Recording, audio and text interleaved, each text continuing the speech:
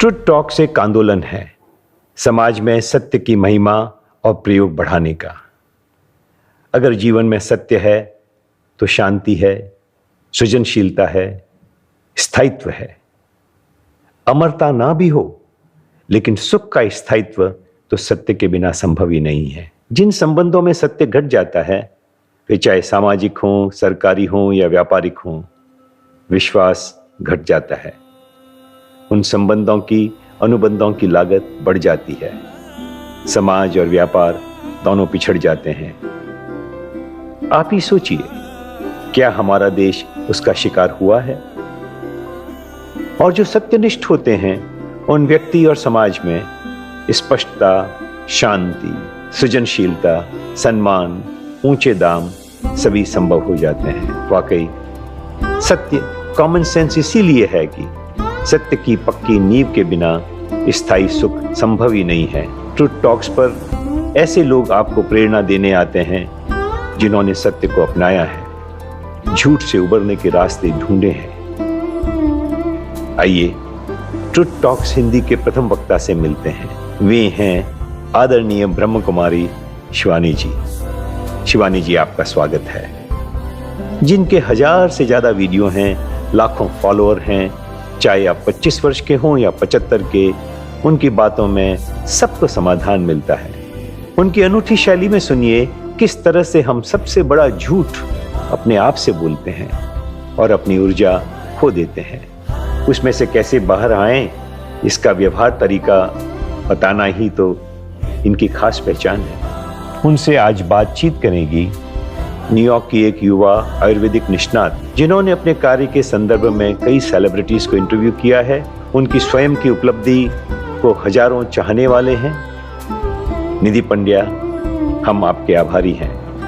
Truth talks, आइए, जुड़िए, प्रेरित होइए और जुड़े रहिए।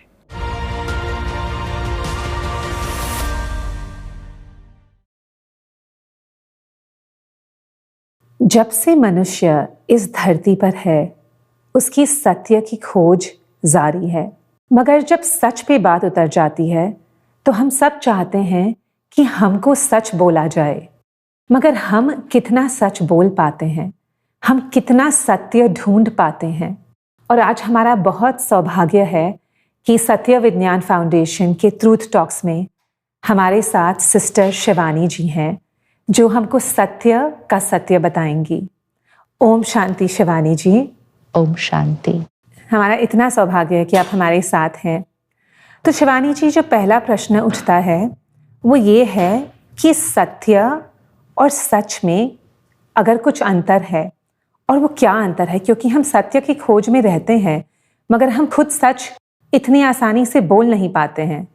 जैसे आपने कहा कि सत्य की खोज में रहते हैं और सच बोलना है, तो दो बातें ही अलग हो गई ना। तो सच अर्थात सारा दिन में जो हम काम कर रहे हैं, जो हमारे साथ जीवन में हो रहा है, जो हमें किसी को कहना है, तो जो हमारा सच है, क्या हम उस बात को वैसे का वैसे संपूर्ण रीति, बिना कोई मिलावट किए, बिना कुछ छुपाए, वो जैसा है वैसा उसको समझकर दूसरे को बता सकते हैं? तो वो सच है, वो सच है। लेकिन सत्य क्या है? सत्य अर्थात जो अविनाशी है, इटर्नल है। और कोई हमसे पूछे कि अपना परिचय दीजिए, तो हम अपने बारे में क्या कहते हैं? हम अपना नाम, हम अपना शहर, अपना देश, अपना व्यवसाय, अपनी पढ़ाई, यही बातों को तो हम अपना परिचय समझते आए। एक बच्चा पैदा होता है, उसका कुछ भी नहीं होता।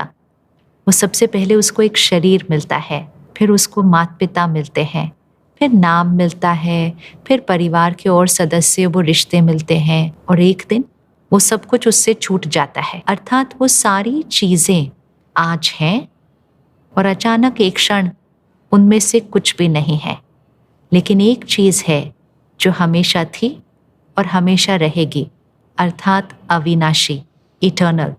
वो है वो शक्ति जो उस शरीर को चला रही है। और जो आपने कहा कि हम सत्य को खोज रहे हैं, तो बस हम इसी बात को खोज रहे थे कि हम कौन हैं। वो सत्य जब हमें पता चल जाता है तो जीवन में सच बोलना बहुत सहज और सरल हो जाता है। हाँ, ये तो आपने बहुत ही अच्छी बात बोली, क्योंकि सच जो हम अपने जीवन में जीते हैं और जो उस टाइम अपनी परिस्थिति होती है, हम उस अनुसार या तो कोई बात को सच्ची समझते हैं या उसको झूठी समझते हैं, मगर वो सब तो बहुत निश्वर है।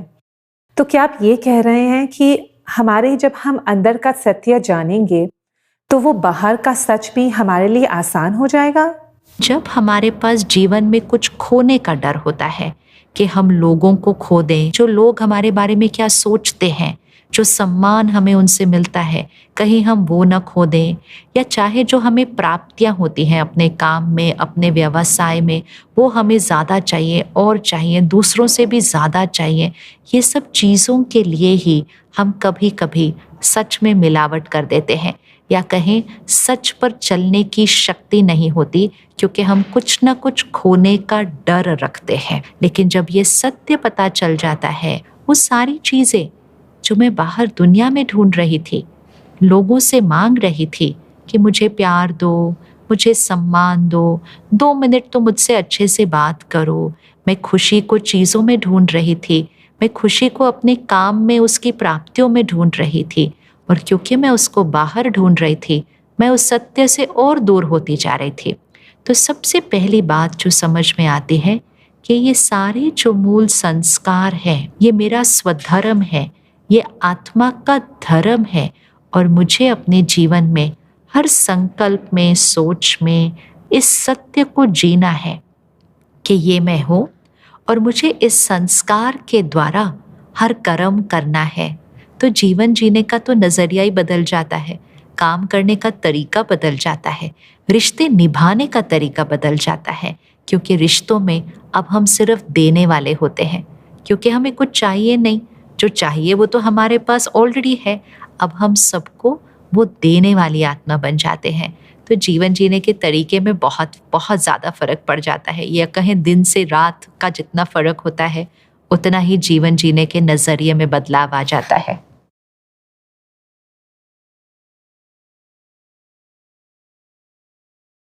कितनी अच्छी बात कही आपने। कितना अजीब है कि हम उसके पीछे भाग रहे हैं जो कभी हमको प्राप्त नहीं हो सकता, या जो निश्वर है, जो हमारे साथ रह नहीं सकता, और जो हमारे साथ है और जो अमर है, जो हम लेकर चलेंगे, वो सिर्फ हमारी आत्मा है। और जैसे जैसे हम उससे दूर होते जाते हैं, हम बाहर के सच से भी दूर होते जाते हैं, और उसमें इतना बड़ा अंतर आ जाता है कि हम अपने आप को ढूंढ ही नहीं पाते हैं। तो ये कैसे होता है? क्योंकि अभी आपने कहा शिवानी जी कि जब हम पैदा होते हैं तो हम एक सिंप्लिसिटी से पैदा होते हैं, हम एक सहजता से पैदा होते हैं कि हम ये सब नहीं जानते हैं। ये बाहर की दुनिया, बच्चे को सिर्फ नींद चाहिए, खाना चाहिए। ये कब उलझता है ये सब चीज़ों में, और कब वो अपना सत्य भूलता है और बाहर के सच में उसका दिमाग कंफ्यूज हो जाता है। ये क्या प्रोसेस होता है? बच्चा पैदा होता है और हम सब ने अनुभव किया है कि बच्चे के अंदर कितनी पवित्रता होती है। वो पवित्रता इसलिए होती है क्योंकि उसके पास कोई अहंकार नहीं है, अभी ईगो नहीं है कुछ भी, क्योंकि अभी तक उस बच्चे ने कुछ प्राप्त ही नहीं किया है, और इसीलिए बच्चे को डर भी नहीं लगता। बच्चे का हर एक के साथ व्यवहार एक समान होता है, क्योंकि बच्चे को कुछ चाहिए नहीं, वो भरपूर है अपने उन संस्कारों के अंदर। लेकिन धीरे धीरे उसको सिखाया जाता है कि तुम कौन हो, तुम ये नाम हो, तुम इस परिवार का ये रिश्ता हो। हम उसको ये सिखाते हैं, तुम लड़का हो, तुम लड़की हो, लड़की को ऐसे व्यवहार करना चाहिए, लड़के को ऐसे व्यवहार करना चाहिए। फिर मुझे सिखाया गया कि जितने मेरे नंबर आएंगे उतनी मुझे खुशी मिलेगी, उतना मैं अच्छी हूँ जब मैं उस तरह से वो चीज़ें करूँगी जो लोगों को अच्छी लगती हैं। ये सारी प्रोग्रामिंग एक बच्चे की होती है जब हम बड़े हो रहे होते हैं। तो ये प्रोग्रामिंग करते करते, ये जिसको हम कहेंगे हमारी सोशल कंडीशनिंग, ये हमारे संस्कार बन जाते हैं जैसे जैसे हम बड़े हो रहे हैं। ये सारी चीज़ें बहुत महत्वपूर्ण हैं, लेकिन उसके लिए मुझे अपना सत्य पता होना चाहिए कि मैं शुद्ध पवित्र आत्मा हूँ।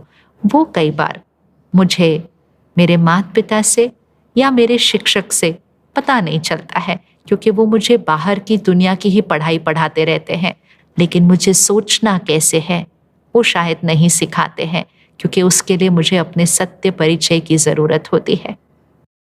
तो जैसे जैसे हम बड़े होते जाते हैं, हम ये नई नई कहानियाँ बांधते जाते हैं, सुनते जाते हैं, और फिर वो कहानियों को हम सत्य मानने लग जाते हैं। और जैसे दूसरों के संग संपर्क होता है, जब ऐसा एहसास होता है कि ये तो सत्य थोड़ा सा इधर से उधर डिविएट हो जाएगा, हम वो जो हमने एक नया अस्तित्व बनाया है उसको खोने के डर में क्या हम सच झूठ बोलने लग जाते हैं, क्योंकि हम खुद के सत्य से अभी दूर हो गए, हमने एक नया अस्तित्व पकड़ लिया। क्या ऐसा होता है कि फिर हमारा सच और झूठ फिर हमको समझ ही नहीं आता है? ये सारी बातें जो मुझे समझाई जाती हैं बचपन में, ये सारी बातें सच है। लड़की हूँ ये सच है, मतलब मेरा शरीर एक महिला का है तो ये सच है। मैं किस परिवार की हूँ मुझे समझाया जाता है वो सच है। तो मुझे सारे सच बताए जाते हैं लेकिन सत्य नहीं बताया जाता। दो बातों में फर्क हो गया ना। ये सारी चीजें मेरी हैं, ये सच है, लेकिन सत्य नहीं बताया जाता। तो वो सब कुछ जो बाहर मैंने प्राप्त किया, जिसको आपने कहा कि वो जो ईगो है उसके साथ मेरी अटैचमेंट हो जाती है। जैसे एक सुंदर सी डिब्बी है, उसके ऊपर एक बहुत सुंदर रैपिंग पेपर है, फिर उसके ऊपर एक बहुत सुंदर रिबन है। ये तो सब सच है, लेकिन सत्य ये है कि वो जो हीरा है वो उस डिब्बी के अंदर है। तो ऐसा ना हो जाए कि हम जीवन भर अपने आप को और दूसरों को सिर्फ वो डिब्बी, वो रैपिंग पेपर और वो रिबन ही समझते रहें, और खुद का वो डायमंड और दूसरे जो डायमंड है उसको कभी देखे ही ना। तो ना अपनी वैल्यू पता चलेगी, ना दूसरों की वैल्यू समझ में आएगी। डिब्बी डिब्बी को देखेगी और कहेगी, ओह ये डिब्बी मेरे से ज़्यादा सुंदर है, ये रैपिंग पेपर मेरे से ज़्यादा खूबसूरत है, क्योंकि उन्होंने अपने इस जीवन में ज़्यादा पढ़ाई की है, ज़्यादा कमाई की है, उनका रैपिंग पेपर ज़्यादा सुंदर है। तो मैं अपने आप को कम महसूस करूँगी। औरों के डिब्बी, रैपिंग पेपर और रिबन से अलग है, लेकिन जो डायमंड है ना अंदर, वो सारे सेम है, वो सारे सेम है। वसुदेव कुटुंबकम, हमारे बीच कोई भिन्नता नहीं है। वो तभी आएगी जब हम इस सत्य को जान लेंगे, हम सब एक हैं। अब कुछ कुछ समझ में आ रहा है शिवानी जी कि एक सत्य है, और जैसे हम इस दुनिया में आते हैं हमको कुछ सच बोले जाते हैं। मैं महिला हूँ, मैं इंडियन हूँ, और जैसे जैसे आगे बढ़ते हैं, हाँ जी, उस आसक्ति के कारण अब हम उसको प्रोटेक्ट करने को, जो ऑलरेडी निश्वर है, जो ऐसे भी हमारा है ही नहीं, और फिर उसके बचाव के लिए हम इस सच झूठ के पूरे चिंगुल में फंस जाते हैं। तो शिवानी जी, एज अ पेरेंट, मैं अपने बच्चों को कैसे, जब मुझे ज़रूरी है कि मैं उनको सच बताऊं कि तुम एक लड़की हो, तुम मेरे घर की हो, मैं ये सच बता भी पाऊं तो भी मैं उनके सत्य को कॉम्प्रोमाइज़ नहीं करूं, तो मुझे कैसे उनसे पेश आना चाहिए कि ये मैं उनको सिखा पाऊं? उनको जीवन के सारे सच बताते हुए उनको सबसे पहले सत्य हमेशा याद दिलाना। जब हम उनको कहते हैं तुम एक लड़की हो, या अपने बेटे से कहते हैं तुम एक लड़का हो, तो समाज ने लड़की कैसी होनी चाहिए, लड़का कैसे होना चाहिए, उसके लिए कुछ धारणाएं बनाई हैं, कंडीशनिंग है। तो वो बच्चा उस कंडीशनिंग के अराउंड अपने आप को अडेप्ट करने की कोशिश करता है। ये सब मर्यादाएं हम सीख लेते हैं, लेकिन हमें साथ साथ उनको पहले ये याद दिलाना पड़ेगा, तुम एक शक्तिशाली, निडर, निर्भय, पवित्र आत्मा हो। सम्मान और प्यार तुम्हारा स्वधर्म है। तो ये चाहे वो लड़का है या लड़की है, जब दोनों सीख लेंगे तो उनका एक दूसरे के प्रति नजरिया वो सम्मान का होगा। फिर जैसे जैसे हमारे बच्चे बड़े हो रहे हैं, हम उनको पढ़ाई का महत्व सिखाते हैं, उन्हें आगे जाके क्या बनना है वो सिखाते हैं, लेकिन साथ साथ हम उनको ये भी याद दिला देते हैं कि उनकी खुशी उनके मार्क्स पर आधारित नहीं है।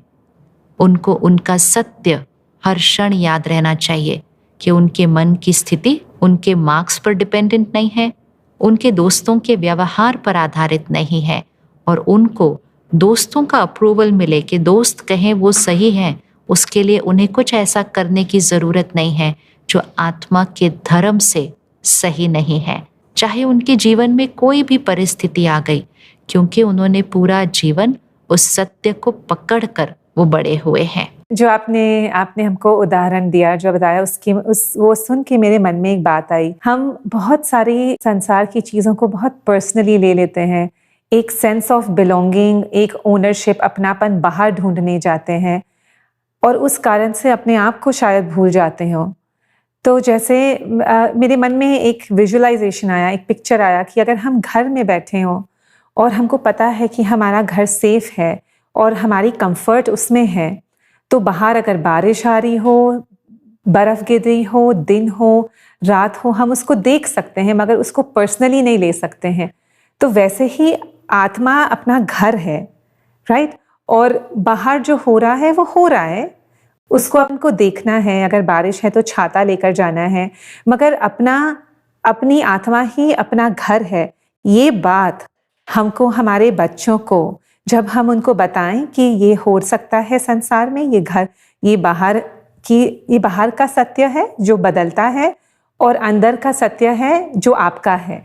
और सबसे महत्वपूर्ण, हम उनको हमेशा ये याद रखाएं कि उनके संस्कार और कर्म उनकी पूंजी है। वही उनके लिए सबसे महत्वपूर्ण है कि वो जीवन में जो करें, बहुत आगे बढ़े, बहुत आगे जाएं, बहुत कुछ पाएं, लेकिन अपने संस्कार और कर्म को सबसे ज़्यादा महत्व दें।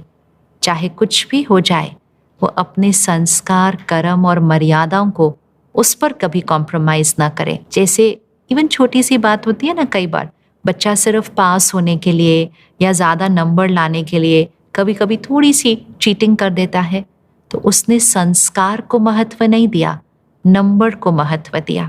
आपका प्रायोरिटी संस्कार है, नंबर नहीं। जब संस्कारों को पकड़कर चलेंगे तो आपके मार्क्स तो वैसे ही बहुत अच्छे आ जाएंगे, लेकिन संस्कार और कर्म ये जीवन की सबसे बड़ी पूंजी है, ये उनको पता होना चाहिए। मार्क्स, व्यवसाय, पैसा, पोजेशन ये सेकेंडरी है। तो लाइफ की प्रायोरिटी बहुत क्लियर होनी चाहिए कि जो दिखता है वो सेकंड इम्पोर्टेंट है, लेकिन आत्मा के संस्कार और कर्म जो दिखते नहीं है वो फर्स्ट, सबसे ज़्यादा इम्पोर्टेंट है। ये भी एक बच्चे को छोटी उम्र से ही सिखाया जाए तो उसको जीवन भर ये सत्य कभी भूलेगा नहीं। अक्सर ये देखते हैं शिवानी जी कि अगर कोई ऐसी सिचुएशन आती है, परिस्थिति आती है जिसमें छोटे से झूठ बोलने से काम निकल जाता है कि चलो झूठ बोल गया, देखो मेरा काम हो गया। ऐसा होता है कि लोग मुझे बोलते हैं कि देखो छोटा सा झूठ बोलने से काम हो गया, मगर ये ऐसा करने से छोटे टाइम में काम होता है, मगर लॉन्ग टर्म में आगे जाके इसमें अपने जीवन में क्या नुकसान हो सकता है, और ये क्यों, हम कैसे, हमारी यंगर जनरेशन को, हम लोगों को, हम कैसे ये बात का एहसास हम कर सकते हैं खुद अपने अंदर कि ये छोटे शॉर्ट टर्म में फ़ायदा आपको लग रहा है, मगर लॉन्ग टर्म में क्या नुकसान होगा? सबसे पहली चीज़, बच्चा झूठ नहीं बोलता है, बच्चा झूठ बोलना सीखता है। तो अगर बच्चे को बचपन से ही सच बोलने की शक्ति दी जाए तो शायद बच्चा कभी झूठ न बोले। हाँ, आगे जाकर बड़े होकर संग के प्रभाव में, दोस्तों के प्रभाव में, समाज के प्रभाव में फिर वो कभी झूठ बोल सकता है, लेकिन बचपन से अगर हम देखें कि बच्चे के अंदर सच बोलने की आदत होती है, लेकिन कभी कभी उसका सच सुनकर उसके आसपास के जो बड़े हैं, अर्थात उसके जो पेरेंट्स हैं या टीचर्स हैं या दोस्त हैं, वो सही रिस्पॉन्स नहीं देते हैं। सिंपल बात है कि सपोज़ एक बच्चा स्कूल जाता है और वो उस दिन होमवर्क नहीं कर पाया है, और वो होमवर्क क्यों नहीं कर पाया, अब उसके टीचर ने पूछ लिया आपने होमवर्क क्यों नहीं किया, तो वो बच्चा अगर बोल दे कि मैम हम कल पिकनिक गए हुए थे, तो टीचर का रिस्पॉन्स कैसा होगा। लेकिन अगर वो बच्चा कह दे मैम कल मेरी तबीयत ठीक नहीं थी, मेरे को ना बहुत बुखार था कल, इसलिए मैंने होमवर्क नहीं किया, तो अगर बच्चा झूठ बोल देता है उसको टीचर से सहानुभूति मिलती है, लेकिन अगर वो सच बोल देता है उसको डांट पड़ जाती है, उसको पनिशमेंट, सज़ा भी मिल जाती है, तो फिर अगली बार वो बच्चा सच कैसे बोलेगा, कैसे बोलेगा। और ये तो बच्चे की छोटी सी बात है, लेकिन फिर उसी तरह से हम बड़े होते जाते हैं, हमारे सच को समाज स्वीकार नहीं करता है, वो या तो परेशान हो जाते हैं, माता पिता, टीचर कभी नाराज हो जाते हैं, दोस्त हमसे दूर हो जाते हैं। तो हमें लगता है समाज तो मेरे सच को स्वीकार नहीं करता है, लेकिन अगर मैं झूठ बोल दूं तो सारे बड़े खुश हैं। फिर मुझे सच पे चलना, सच बोलना मुश्किल लगता है और झूठ बोलना सहज लगता है। कौन डांट खाए? किसको अच्छा लगता है कि उसके मम्मी पापा उससे नाराज हो जाएं, 2 दिन बात ही ना करें? और झूठ बोल दो कि हाँ मैं फ्रेंड के यहाँ पढ़ रहा था जबकि पार्टी कर रहे थे, तो मम्मी पापा खुश हैं। तो झूठ से जब मेरे आसपास के लोग खुश रहे और सच से नाराज या परेशान रहे, तो फिर हम में से बहुतों के लिए झूठ एक जीवन को सहज तरह से जीने का तरीका बन गया। तो सच बोलने के लिए लोग तैयार होते हैं, ज़्यादा तैयारी करनी है सच सुनने के लिए। कि जब हम सच सुनते हैं, इवन अगर हमें वो सच अच्छा न लगे, सही न लगे, लेकिन मन की स्थिति को स्थिर रखना है और स्थिर रखकर सबसे पहले उस बच्चे के सच बोलने की प्रशंसा करनी है। आज चाहे वो बच्चा है, कल आपकी ऑर्गेनाइजेशन का आपका एक कलीग है या एम्प्लॉय है, किसी ने सच बोला है कि मैम मैं इसलिए कल ऑफिस नहीं आया क्योंकि मैं क्रिकेट मैच देखने गया हुआ था। मैम मैं इसलिए ऑफिस नहीं आया क्योंकि कल मैं एक दूसरी कंपनी में इंटरव्यू देने के लिए गया हुआ था। क्या हमारे पास ये सच सुनने की ताकत है? क्या इसको हम सुनकर सामने वाले के प्रति उतना ही स्थिर और शांत और सम्मान पूर्वक रह सकते हैं? वो नहीं होता है। हमारे तो चेहरे पर ही बदलाव दिखाई देता है। इसलिए सामने वाला कहता है मैम कल मेरी तबीयत ठीक नहीं थी इसलिए मैं ऑफिस नहीं आया। ये बातें बहुत छोटी लग रही हैं इस समय, लेकिन ये छोटे छोटे झूठ ही तो झूठ बोलने के संस्कार को पक्का करते हैं। और धीरे धीरे ये झूठ बोलना हमारे जीवन के कई पहलुओं में आ जाता है। हम ऐसी वैसी हर बात के लिए, इतनी छोटी सी बात होती है, कई बार हम घर से देर से निकलते हैं, हमें 10 बजे कहीं पहुंचना होता है, अब 9:30 पौने 10 बज गए हैं, हम वहां तक नहीं पहुंचे हैं। सामने वाले का फोन आता है, आप कहाँ तक पहुंचे हैं? कहते हैं बस हम यही हैं, बस पहुंचे कि पहुंचे। सामने वाला कहता है कितनी देर में पहुंचेंगे? कहते हैं बस मैं तो बिल्कुल टाइम पर ही निकला था, रास्ते में ट्रैफिक जाम आ गया था, अब तो मैं बस 5 मिनट दूर ही हूँ। 15 मिनट के बाद सामने वाला फिर फोन करता है, क्या हुआ? आप तो 5 मिनट में पहुंचने वाले थे। हाँ मैं पहुंचने तो वाला ही था, लेकिन यहाँ पर बहुत ट्रैफिक था। झूठ पे झूठ पे झूठ, इतना झूठ बोलने लग जाते हैं कि हमें ये याद भी नहीं रहता शायद कि ये जो हम कर रहे हैं इससे आत्मा की शक्ति घटती जा रही है, सिर्फ क्योंकि हम लोगों को नाराज नहीं करना चाहते, लोगों का सम्मान नहीं खोना चाहते, और इसीलिए हम झूठ बोलते हैं। तो एज ए सोसाइटी, पेरेंट हो, टीचर हो, दोस्त हो, पति पत्नी हो, सच सुनने की ताकत रखें और सामने वाले को सच बोलने का आश्वासन दे कि आप सच बोलो, मैं हर बात सुनकर स्थिर और सम्मान पूर्वक रहूंगी।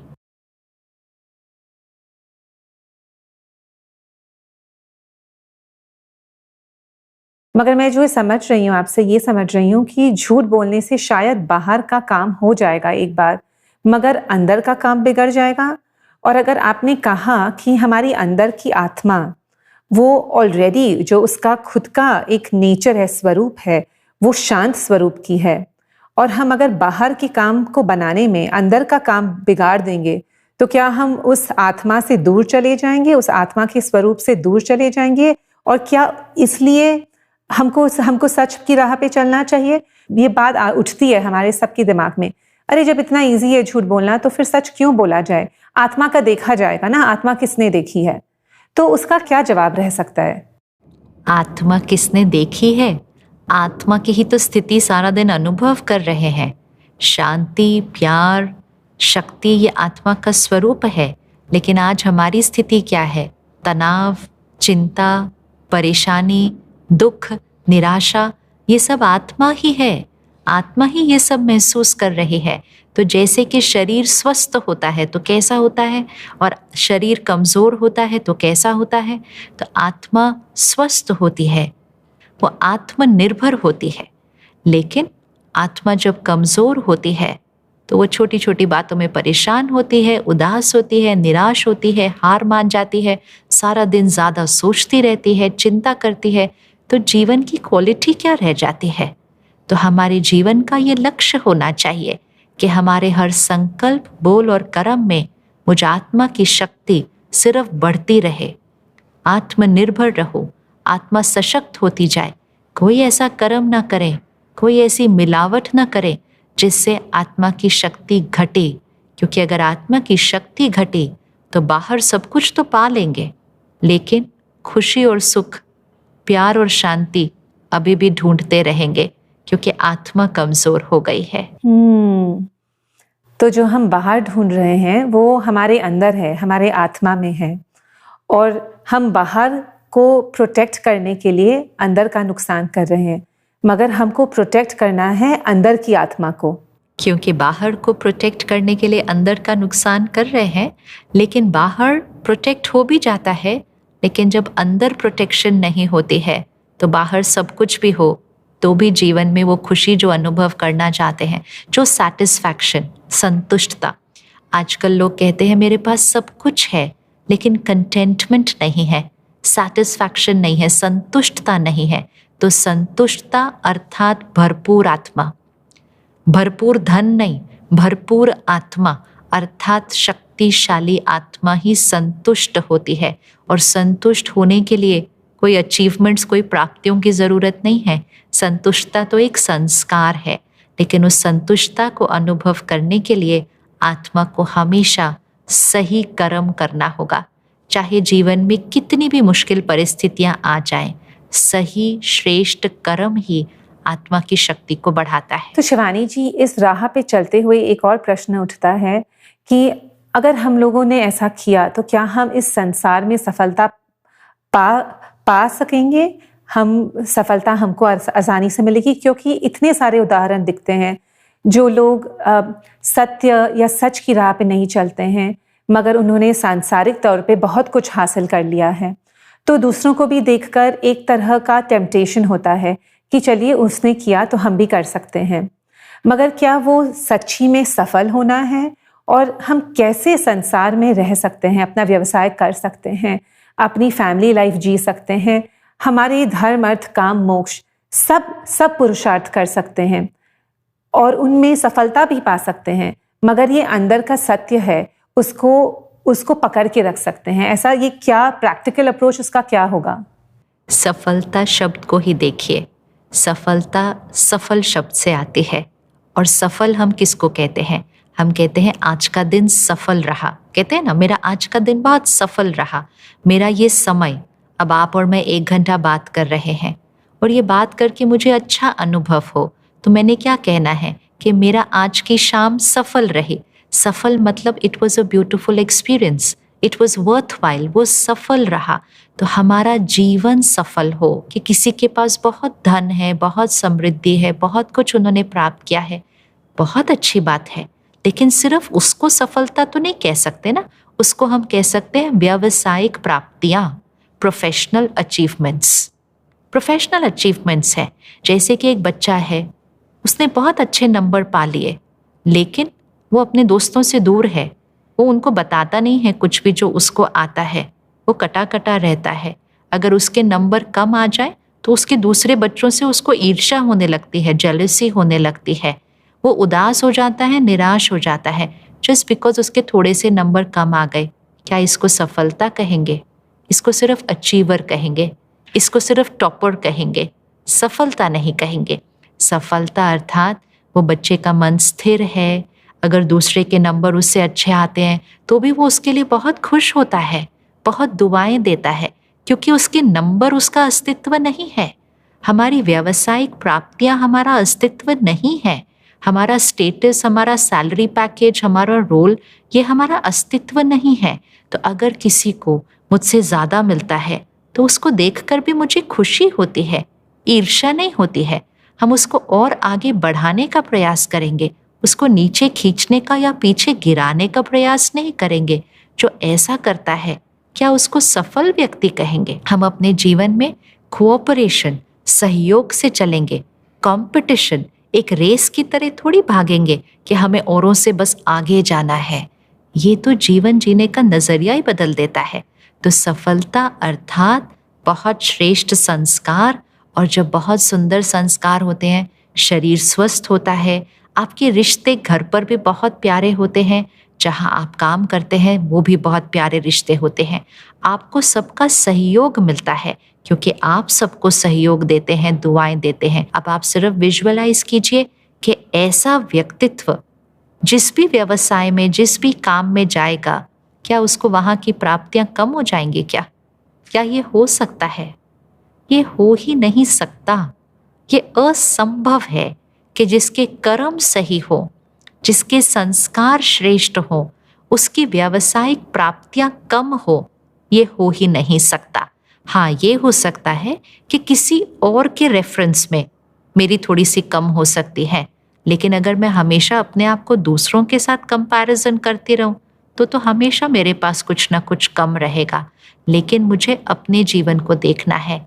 मेरे जीवन के 4 स्तंभ हैं: मन की खुशी, शरीर का स्वास्थ्य, परिवार के साथ रिश्ते, लोगों के साथ रिश्ते, और मेरा व्यावसायिक प्राप्तियां। ये चारों बातें मेरी बैलेंस्ड होनी चाहिए। जब 4 पैर बैलेंस्ड होते हैं तभी एक कुर्सी या मेज सही खड़ी होती है ना, तभी तो उसको कहेंगे कि ये कोई काम की कुर्सी है। अगर कुर्सी है लेकिन उसका एक पैर बहुत लंबा है और दूसरा छोटा है, क्या वो कुर्सी किसी काम की हुई? क्या उसको कहेंगे कि वो एक सही कुर्सी है? इसी तरह हमारे जीवन में एक पहलू तो बहुत लंबा है, हमने बहुत कुछ प्राप्त कर लिया, लेकिन मन सुकून में नहीं है, संतुष्टता नहीं है, रिश्तों में अनबन चल रही है। क्या इस जीवन को सफल जीवन कहेंगे? ये तो सोचने की बात है।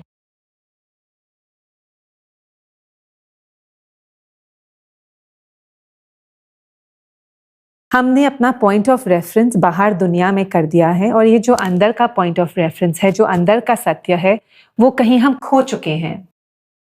तो ये जो चारों चीजें जो आपने कही वो हमको प्राप्त हो सकती हैं: मन की शांति, शरीर का स्वास्थ्य, अच्छे रिश्ते और व्यावसायिक प्राप्ति। ये चारों को प्राप्त करने के लिए हमको अंदर का सत्य को पॉइंट ऑफ रेफरेंस बना के चलना पड़ेगा, और बाहर का जो सच है, जो बदलता हुआ है, उससे आसक्ति हमको कम करनी पड़ेगी, क्योंकि वो सत्य, अंदर का सत्य छूटता है, बाहर की सच झूठ में पड़ते हैं, और फिर इसी चंगुल में जिंदगी भर फंसे जाते हैं। बिल्कुल सही जी, एकदम परफेक्ट बात। तो शिवानी जी, आप बताइए, अभी जैसे हम लोग तो ऑलरेडी अडल्ट्स हैं और ये बहुत सारे मन में लेयर्स, बहुत सारी कहानियां लेकर चल रहे हैं, तो कहाँ से शुरू किया जाए?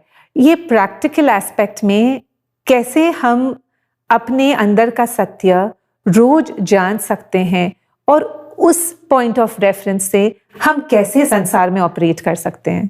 आत्मा खुद को भूल जाती है, खुद के सत्य को भूल जाती है, अपने स्वधर्म को भूल जाती है, अपने संस्कारों को भूल जाती है। तो वो एक ऐसा व्यक्ति है जो अपने जीवन के बारे में सब कुछ भूल गया हो। तो उसको क्या करना पड़ता है? धीरे धीरे याद दिलाना पड़ता है। सब कुछ उसको याद एक ही दिन में नहीं आ जाता है, उसकी याददाश्त धीरे धीरे वापस आती है, लेकिन उसको उसके लिए रोज थोड़ा याद दिलाना पड़ता है। इसी तरह अपने स्वरूप को संपूर्ण सारा दिन याद रखने के लिए हम अपनी तैयारी सुबह करते हैं। सुबह सुबह हम अपने आप को याद दिलाते हैं कि आज मैंने सारा दिन जो कुछ करना है वो मेरा रोल है, सबके साथ जो मैंने रहना है, और आत्मनिर्भर रहकर, अर्थात परिस्थितियां और लोगों का व्यवहार मुझे नहीं हिला सकती, क्योंकि मैं अपने सत्य स्वरूप में स्थित हूँ। फिर थोड़ी देर के लिए आध्यात्मिक अध्ययन, स्पिरिचुअल स्टडी, ये बहुत ज़रूरी है। स्पिरिचुअल स्टडी अर्थात परमात्मा जो हमें ज्ञान देते हैं, उस ज्ञान में हमें समझ मिलती है। जैसे अभी हमने थोड़ी देर में जो बातें की, ये परमात्मा का दिया हुआ ज्ञान है। ये परमात्मा का ज्ञान हमें फिर से हमारी अपनी पहचान दिलाता है। लेकिन सारा दिन में बहुत सारी और बातें सुनते देखते हैं, फिर वो भूलने लगता है, वो बाहर की बातों का प्रभाव पड़ जाता है। तो इसलिए हर रोज़ सुबह उस ज्ञान से आत्मा को भरे, वो ज्ञान जैसे कि आत्मा के लिए खुराक है, तो सुबह का ये आधा 1 घंटे का समय हमारा अपने लिए होना चाहिए। उसी तरह रात को थोड़ा सा समय अपने साथ होना चाहिए। सारा दिन में हमें ध्यान रखना है कि सबके साथ होते हुए, सब कुछ करते हुए सत्य को याद रखें और सच पर चलें। चाहे कोई भी परिस्थितियां आ जाएं, हमारा कर्म संपूर्ण सच का होना चाहिए। Highest values and principles and ethics. चाहे कभी कभी लगेगा कि ये तो बहुत सहज नहीं लगता कई बार जीवन में, लेकिन हमेशा याद रखना, जो सच की नाव है वो हिलती है, डुलती है, लेकिन कभी डूबती नहीं है। और सच को किसी को सिद्ध नहीं करना पड़ता। सच अपने समय पर अपने आप सिद्ध हो जाएगा। किसी को प्रूफ करने की ज़रूरत नहीं है हमें जाकर कि हम सच बोल रहे थे, ये हमारा सच है। सच के पास स्वयं को प्रत्यक्ष करने की शक्ति है। हमें सिर्फ सच पर चलना है, सच कर्म करना है। चाहे आप एक बिजनेस लीडर हैं, चाहे आप एक डॉक्टर हैं, एक ज्यूरिस्ट हैं, चाहे आप एक पेरेंट हैं, आप एक योगी हैं, कर्म योगी हैं, अर्थात योग युक्त कर्म, श्रेष्ठ कर्म आपके होंगे। तो जब कर्म सारा दिन सही होंगे, संस्कार परफेक्ट होंगे, तो जीवन कैसा हो जाएगा। सर्वप्रथम जो शक्ति या जो ऊर्जा कहें जो घर के अंदर आती है, वो होता है हमारा धन। इसलिए धन को कमाने के तरीके पर बहुत ध्यान रखना है। और इसीलिए एक बच्चे को बचपन से ये सिखाने की ज़रूरत है कि धन हमारे लिए बहुत ज़रूरी है, लेकिन धन से ज़्यादा हमारे संस्कार और कर्म ज़रूरी है। तो धन जो घर आए वो लोगों की दुआओं के साथ आए। जिनके साथ हम काम करते हैं, जिनके लिए हम काम करते हैं, वो संतुष्ट हों हमारे साथ। तो उसके लिए ethical way of working. Ethical वो नहीं जो हमारे आसपास के लोग कह रहे हैं, लेकिन एथिकल सच वो जो हम जानते हैं कि संपूर्ण सच क्या है, उस आधार पर चलना है। तो जो धन घर आए वो दुआओं के साथ आए। धन से अन्न खरीदा जाता है, तो धन का असर अन्न पर होता है। अगर किसी की असंतुष्टता, झूठ, मिलावट या दर्द हमारे धन के साथ आएगा, तो उसका हमारे परिवार पर प्रभाव पड़ता है। इसलिए धन कमाने में थोड़ी भी मिलावट कभी नहीं होने देना। शॉर्ट टर्म अगेन लगेगा कि हमने ज़्यादा कमा लिया, लेकिन लॉन्ग टर्म आत्मा की शक्ति घटती है और परिवार के भाग्य पर भी उसका असर पड़ता है। तो धन दुआओं के साथ आए, जीवन हमारा स्वर्ग बन जाएगा। Life will become heaven. इसीलिए जो स्वर्ग है उसको सतयुग कहते हैं। सतयुग अर्थात जो सत्य का युग है, सत्य का युग है। ऐसी जीवन हम अपनी बना सकते हैं कर्म योगी जीवन जी के। तो राजयोग अर्थात खुद को पहचानना, परमात्मा को पहचानना, श्रेष्ठ कर्म करना और सत्युगी संस्कार बनाकर सृष्टि पर सतयुग लेकर आना। बहुत ही प्रेरणा मिली कि रोज सुबह अपने आप को जाने, अपने आप को पहचाने और उसे दिन भर साथ लेकर चलें। क्योंकि शिवानी जी, आपकी बात सुनकर ही ऐसा लगा कि सत्य की राह पे चलने में, आत्मा की शक्ति को प्रोटेक्ट करने में कितना ईज है। बाकी सब काम, चाहे वो रिश्ते हों, व्यावसायिक प्राप्ति हो, चाहे वो मन की शांति हो, वो सब कितना आसान हो जाएगा अगर आत्मा की शक्ति को सिर्फ हम जगाते रहेंगे, बढ़ाते रहेंगे, उसको पहचानते रहेंगे। बिल्कुल। आत्मा को अगर आपने चित्र बनाना है ना अपने सामने, तो ये चित्र देखना कि आत्मा बीज है।